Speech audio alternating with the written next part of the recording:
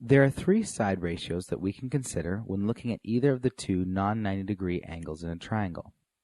The first is the tangent, which is the ratio of the opposite side over the adjacent side.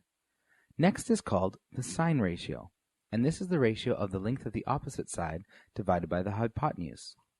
The other is the cosine ratio, which is the ratio of the adjacent over the hypotenuse.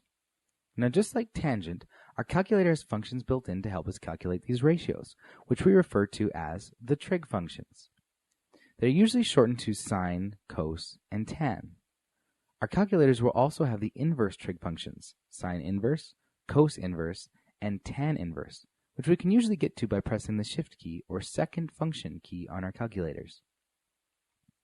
We also have a memory tool that will help us in remembering which ratio is which, and it is a little phrase, SOHCAHTOA. We pronounce it like SOHCAHTOA. This is cheesy, I know, but you will never forget it now. We spell it like this so that we remember which sides go with which trig function, and the order of what side goes on top. SOH means sine is the opposite divided by the hypotenuse. CAH means cosine is the adjacent divided by the hypotenuse, and TOA means tangent is the opposite divided by the adjacent. Hot tip: the adjacent and opposite labels depend on the angle we are talking about.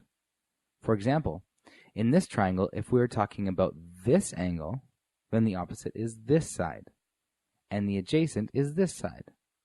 However, if we are talking about this angle, then the opposite is now this side, and the adjacent is the side that is touching the angle. It is easy to label if we remember that the opposite is always the only side that doesn't touch the angle. The hypotenuse is always the same.